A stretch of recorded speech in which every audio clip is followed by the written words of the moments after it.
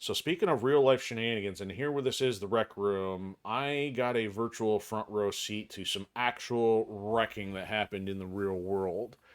And let me get my image up here. I at least got this ready to go for you.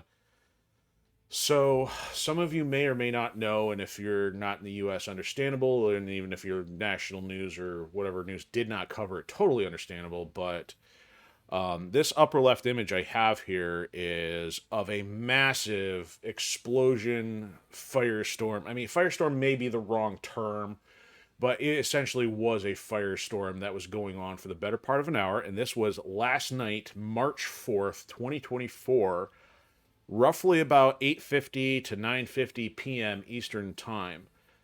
So the reason I'm bringing this up is because it is not very often that many of us are next to such an event that makes such waves. I mean, sure, there's plenty of things that are, more positive in nature, like sporting events or politics and things like that. But it's not often that you are in very close proximity to something that'd be considered a disaster. And for the most part, you don't want to. Let's say you're in proximity to a F5 tornado. That's not something you necessarily want to be next to. Um, so for me, I'm gonna do my best to recount what just happened within the final few hours of last night on the fourth, because this is literally within I'd say few probably a few miles of where I'm normally at, and I was literally within 2 mile radius of this event as it happened. So the nature of this event, I have some videos that I do need to stitch together. I don't want to bore everybody with a bunch of different ones, but I did do my best to try to journal this event. And I got one video posted up to YouTube. It was just a couple minutes of me trying to make sense of this, being in the dark. Well, actually, literally being in the dark because it was nighttime, but being in the dark of this event as it was happening. So when you're on the ground, you don't know what's going on. So I think a lot of people, a lot of the reaction to this event was, scary, war zone, not knowing what's going on. I don't know if I necessarily had the same reaction because I was, far enough away to be safe, but definitely close enough to feel the effects in very, very visceral way.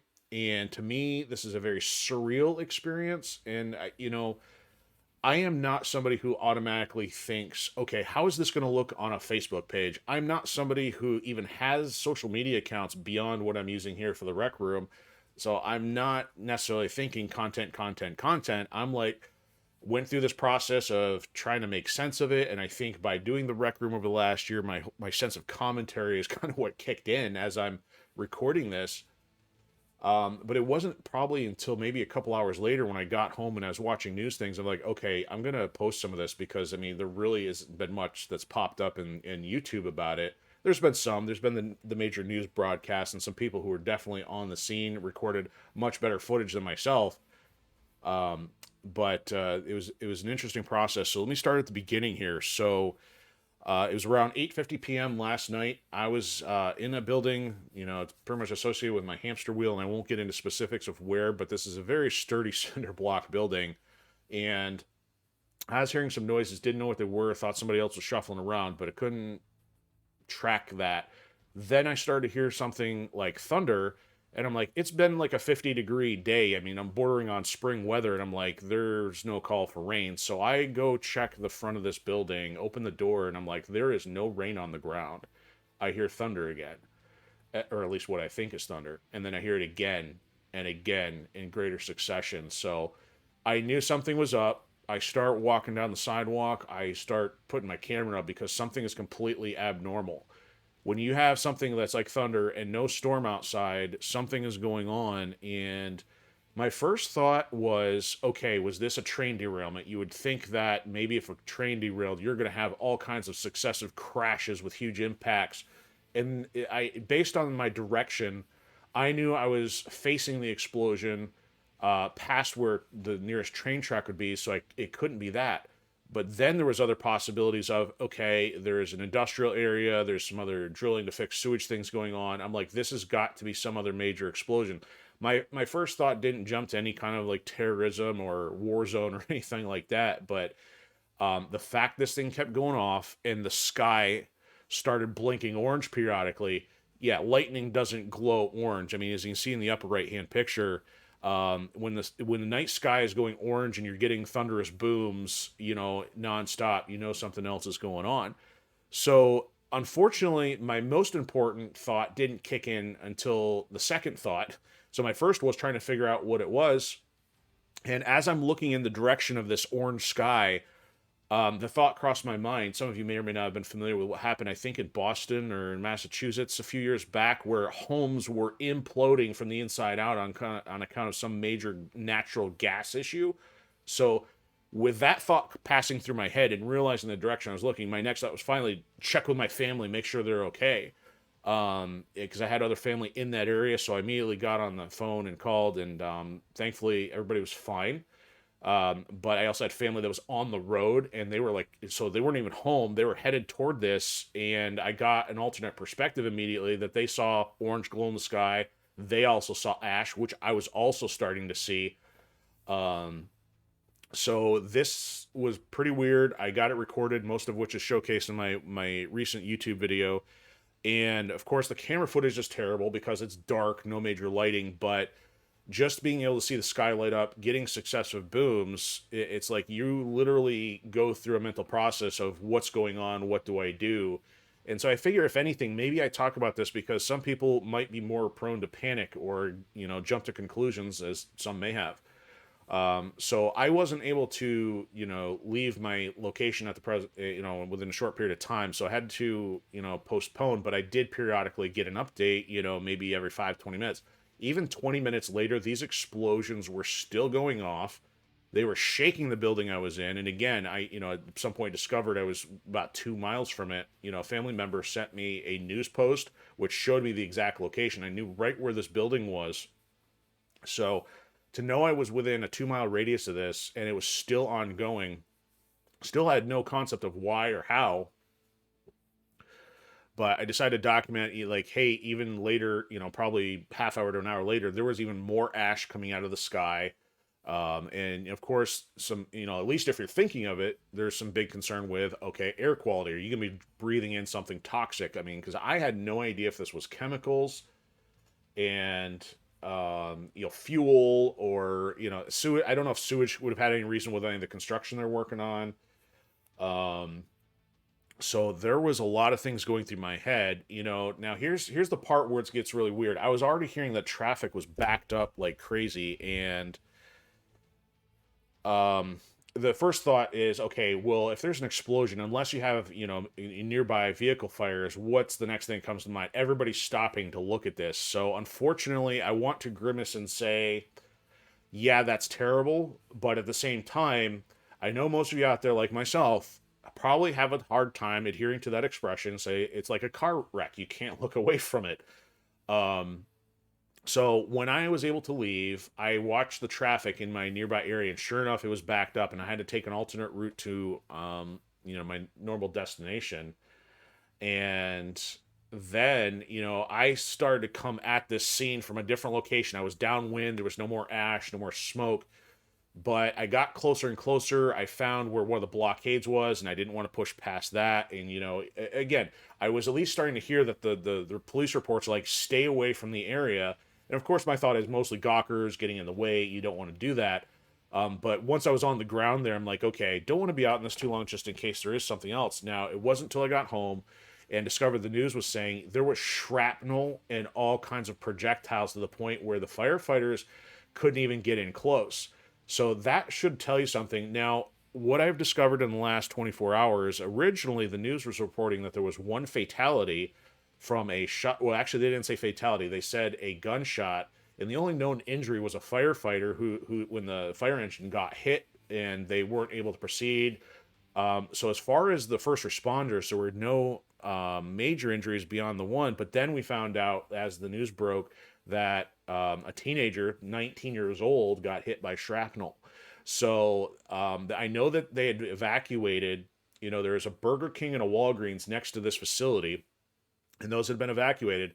And as I was on the ground, actually walking down the sidewalk, trying to get a little closer to this, and I was still maybe a good mile and a half away, I asked some local residents, and they're like, oh yeah, it was a vape shop.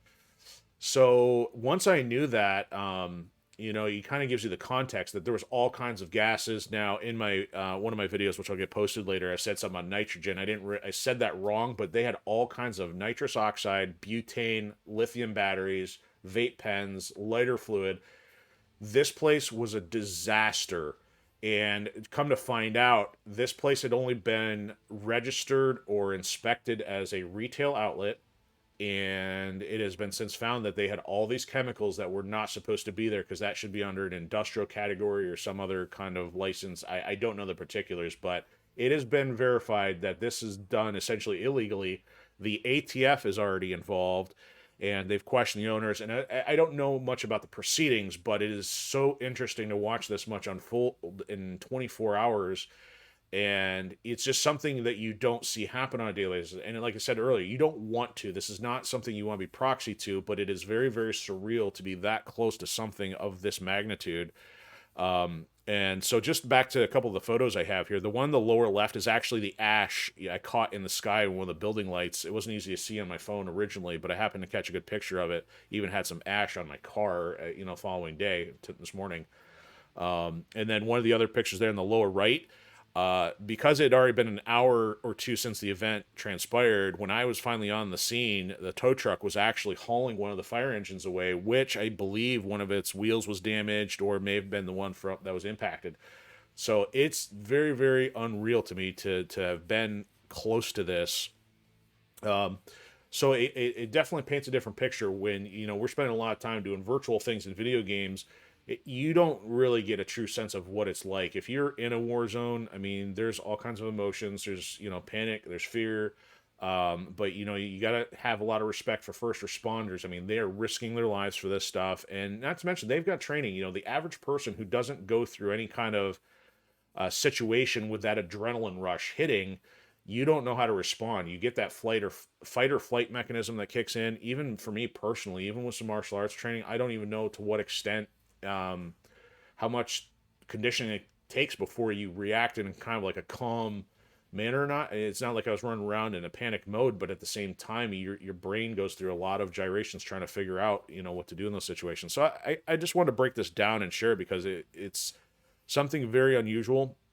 And I got the first video posted last night, and it's kind of ironic that I post that and with the information on the local stuff, and that video has already surpassed anything else we've done for the rec room. So it's just weird how algorithms work. And as I mentioned before, this was not about just jumping in for content, but it's definitely a life experience, in contrast very strangely to the things we do virtually. So, thanks for bearing with me. I'm going to, cut this section, and then also, because I wanted to set it by itself in case anybody wanted to kind of hear a recap, and I do intend to get those other videos spliced together. But I definitely wanted to walk through that line, because it is definitely very interesting to go through some of that.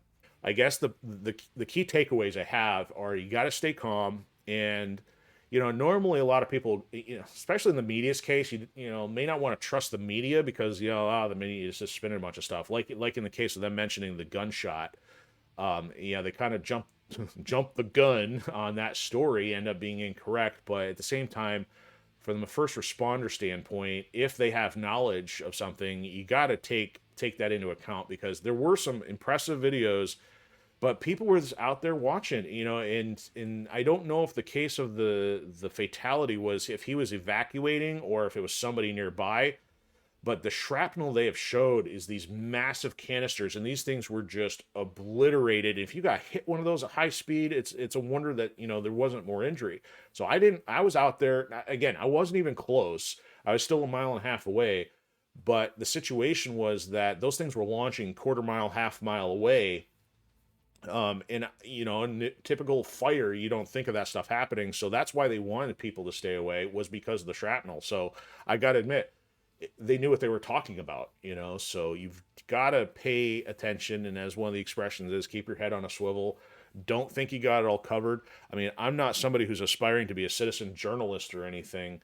But I definitely had that, curiosity of wanting to see what was going on, and, for posterity's sake, do some recording on it. So it was definitely very, very interesting. And there'll be more to come on that, at least what I can, the next few days when I get a chance to put all that together.